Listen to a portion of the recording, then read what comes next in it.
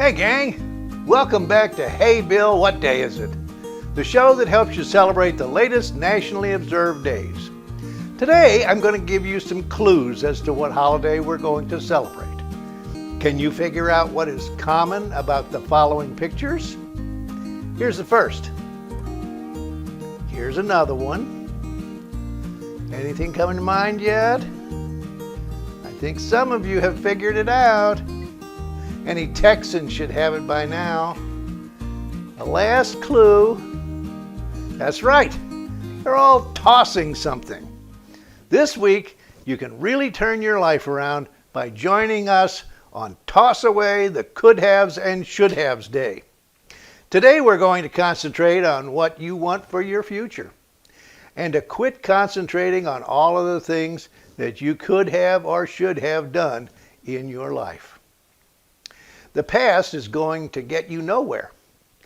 Once, when someone was lamenting all of the things that they hadn't done or shouldn't have done, I stopped them and I said, "It looks like you're driving around looking in the rearview mirror.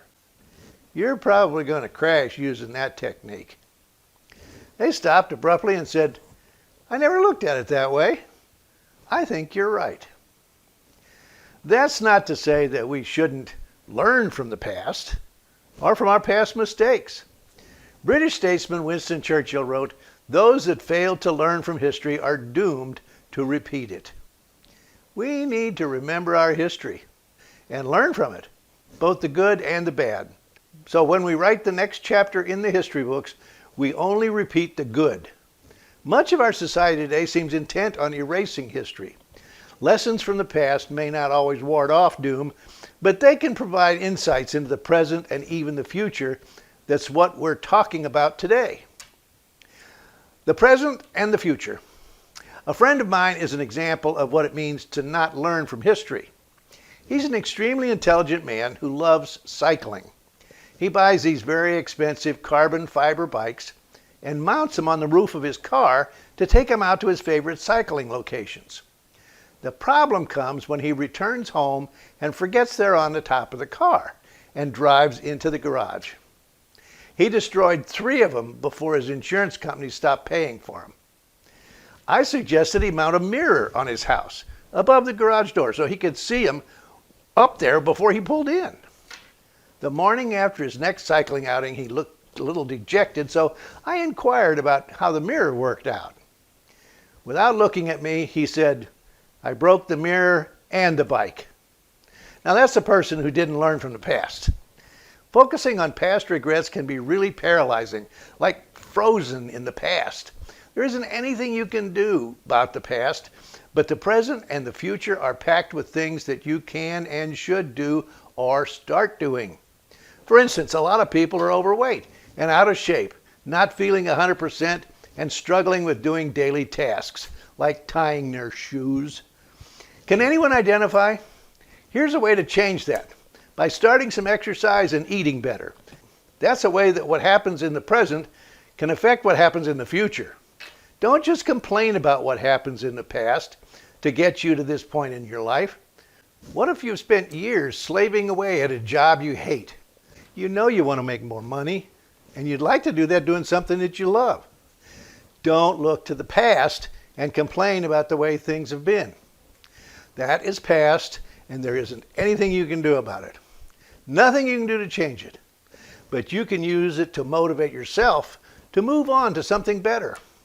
Network with others you know and who know you to get some advice. Enroll in some training that'll prepare you for bigger and better things. Perhaps start looking into your own business or turn a hobby or interest into a money-making enterprise. You live in the greatest country in the world for doing just that.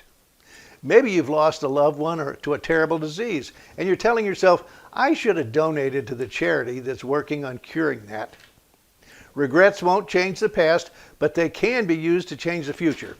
Start giving to some organizations that can impact the future for someone you love or for you. Does your retirement look kind of bleak because you haven't saved or invested in order to have the lifestyle you'd like to foresee? The past can't change that either, but what you start doing now can make a difference.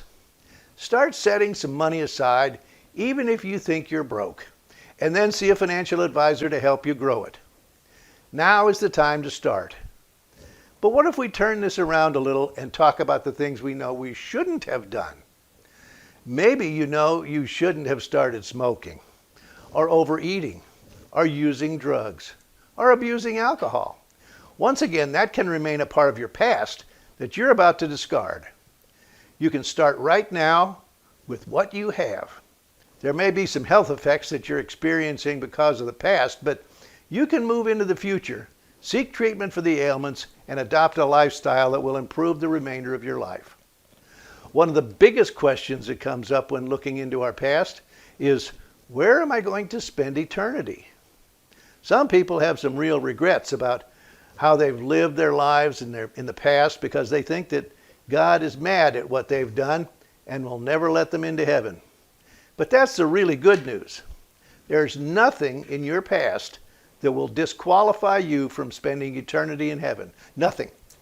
It's true that the price of sin in our past is death, and that's what we all deserve. Every one of us. But God, in His wisdom and mercy, sent His only Son to pay the price for that sin for us.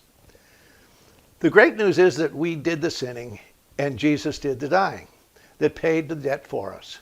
And He did it because He thought you were worth it. He didn't say, I died for those over there, but not for those over there. It was for everyone. You are not unusual. You need that gift that He bought for you with His life.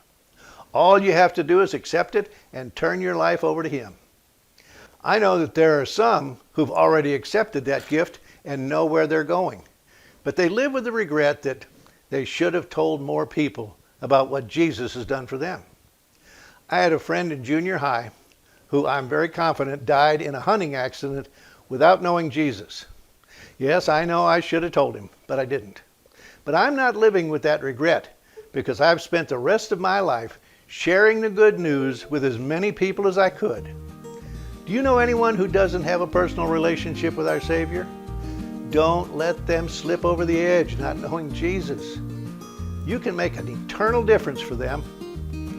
I'm Bill Wasore, and this is Hey Bill, What Day Is It? The answer is, this is the day that the Lord has made. I will rejoice and be glad in it. If this video has made a difference for you, or you have any questions, please comment below and then hit subscribe. That'll make a difference for us both. Now get out there and have a triumphant day.